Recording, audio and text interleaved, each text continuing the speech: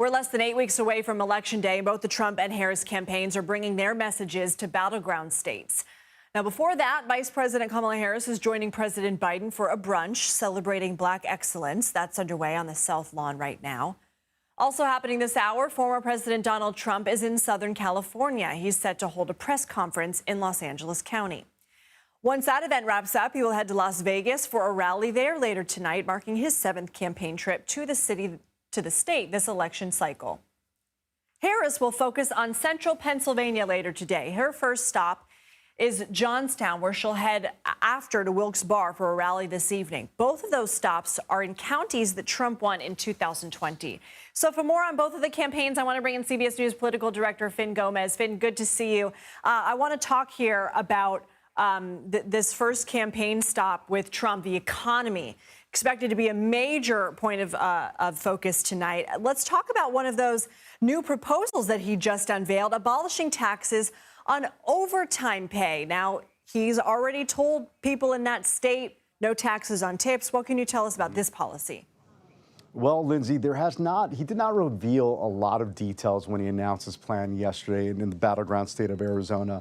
And like you said, this comes after he did propose ending taxes on tips mainly for people in the service industry and taxes and against taxes on Social Security benefits. Who is this directed to, Lindsay? It's directed at one part of the electorate, and those are blue-collar workers, where that voting group, that key voting bloc, is crucial in states like Pennsylvania, in Michigan, in Wisconsin, and even there in Arizona as well. So that, when it's a battle of margins, and we are 53 days out until the November 5th election, these sort of overtures is what matter to a lot of voters. And right now, both Vice President Harris and former President Donald Trump are making these big overtures to this specific voting bloc.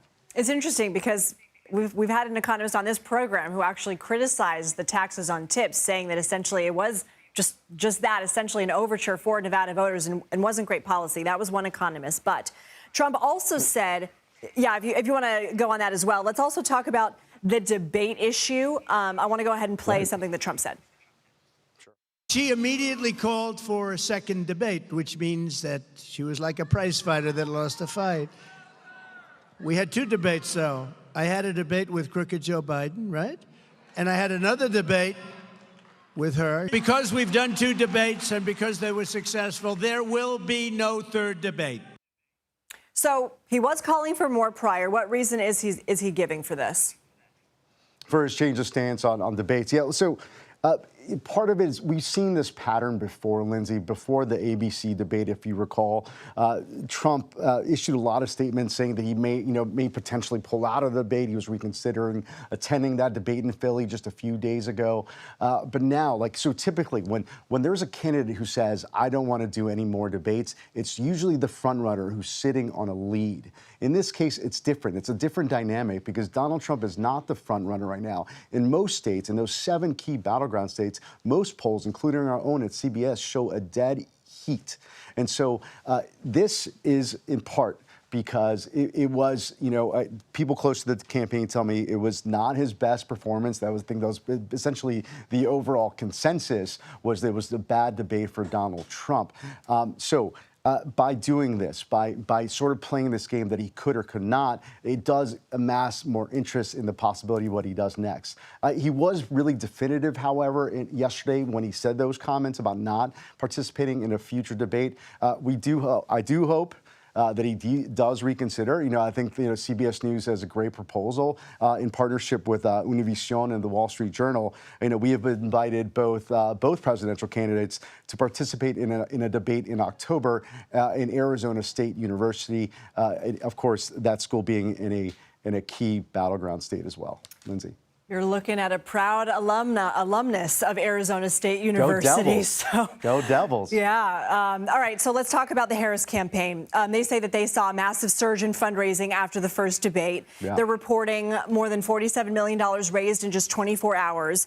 What is the strategy behind her campaign going to areas that Trump won in Pennsylvania in 2020. I mean, it kind of reminds me of Trump going to Tucson.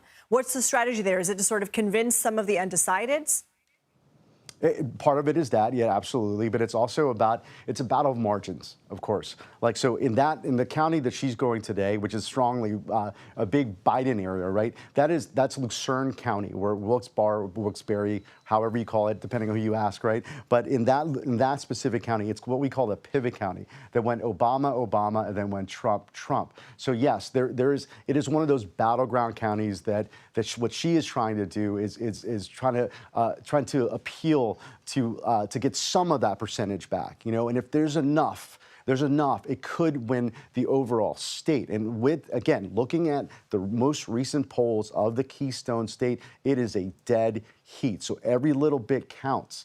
So it's really a game of offense, not defense, and that is what the Harris campaign is doing. And they are fueled by this massive amount of fundraising that we have seen, historic, frankly. And there is a big, discernible, a significant cash on hand difference between the Trump campaign and the Harris campaign, with the Harris campaign having a very wide lead on that specific metric. Lindsay. Finn, we always love it when you can join us. Thank you.